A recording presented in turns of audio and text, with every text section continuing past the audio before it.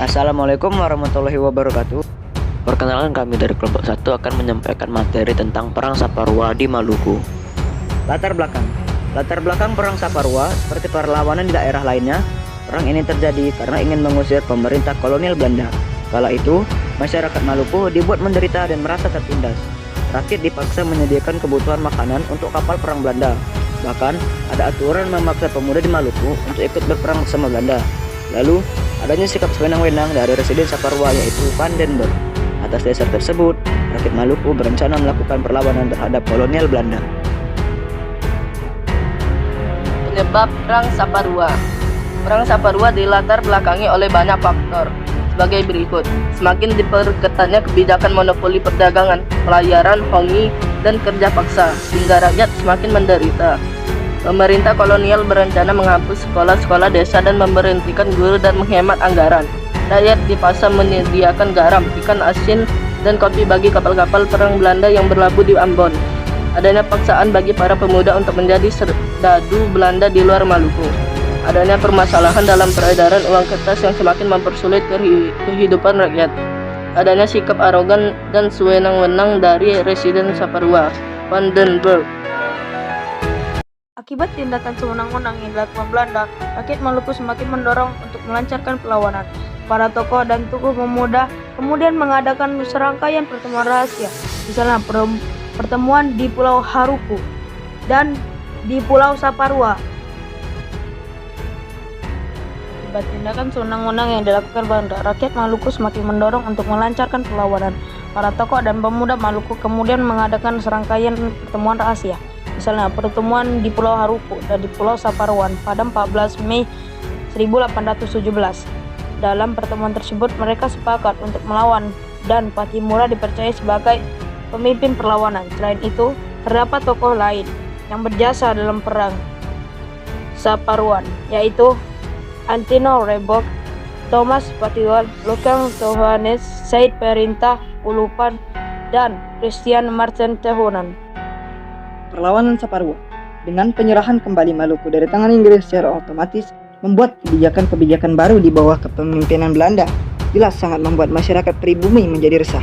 Belum hilang ingatan tentang masa sebelum Inggris datang, yaitu masa VOC, begitu membebani masyarakat dengan segala kebijakannya yang lebih banyak merugikan pihak pribumi. Kebijakan-kebijakan baru yang dikeluarkan Belanda seperti diadakannya kembali penyerahan wajib dan kerja wajib, penurunan harga barang, serta uang logam diganti menjadi uang kertas, jelas sangat membuat masyarakat pribumi menjadi tidak nyaman. Pada saat itu pula, Thomas Matulasi atau yang lebih dikenal dengan sebutan Patimura muncul sebagai salah seorang yang bangkit untuk melawan. Pergerakan pertamanya dimulai dengan memimpin penyerahan daftar keluhan-keluhan pribumi kepada Belanda. Ketidakpuasan atas apa yang dituntut pada akhirnya membuat geram. Tanggal 3 Mei 1817, 100 orang bersama Thomas Matulasi dalamnya merencanakan suatu rencana besar dengan menyerang dan menghancurkan benteng di Saparua. Sejak awal, Thomas Matulasi dianggap pantas untuk menjadi pemimpin. Tanggal 9 Mei, Thomas Matulasi ditetapkan menjadi seorang kapten dalam jangka waktu beberapa hari. Mereka menyusun rencana juga membulatkan niat untuk penyerangan. Seperti yang sudah dikatakan tadi, bahwa bagaimana kepemimpinan seseorang itu sangat berpengaruh. Apalagi keadaan pada waktu itu, masyarakat mengharapkan adanya seseorang yang dapat mengubah keadaan mereka. Sangat wajar jika dalam waktu 5 hari saja, atau tepatnya pada tanggal 14 Mei 1817, seluruh penduduk mengatakan setia untuk berjuang. Kobaran api pemberontakan pun takkan bisa terelakkan lagi. Porto dan Orembay yang akan dibawa ke Ambon diserbu dan diserang. Pada tanggal itu pula, Risa Kota yang sudah dianggap sebagai seorang guru dipenuhi oleh residen yang sedang berdiskusi dan mengatur rencana sekaligus meminta nasihat kepada guru. Meskipun residen telah disarankan untuk kembali ke Saparua, namun residen tetap memutuskan untuk tetap tinggal di benteng membawa serta keluarganya. Pada malam harinya, benteng sudah mulai dikepung, seolah sudah siap untuk menyerbu para kompeni. Sempat berhasil menguasai benteng, pada akhirnya residen yang mengambil keputusan untuk maju dan berjuang gugur beserta keluarganya. Tidak dapat dipungkiri pula bahwa Kompeni dengan segala peralatannya merupakan lawan cukup tangguh. Dalam beberapa bulan, Residen memang telah berhasil menduduki benteng. Sebelum akhirnya pada tanggal 3 Agustus 1817, benteng kembali direbut oleh Kompeni.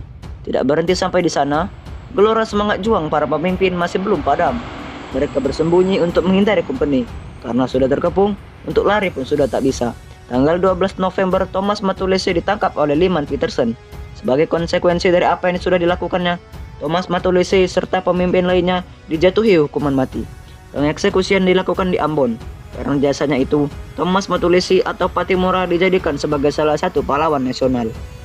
Meskipun pada akhirnya perjuangan para residen juga para pemimpin dapat digagalkan oleh Belanda, namun dari keberanian dan tekad mereka untuk bisa terbebas dari feodalisme, rasa ketidakadilan dan tuntutan akan mereka seolah menjadi pengabras menyerahkan nasional karena sesudah itu peran dan perlawanan yang lain mulai muncul di berbeda wilayah yang berbeda. Sekian presentasi dari kami mengenai Perang Saparua di Maluku. Apabila ada salah kata kami mohon maaf. Kami akhiri, wabillahi taufiq wal hidayah. Wassalamualaikum warahmatullahi wabarakatuh.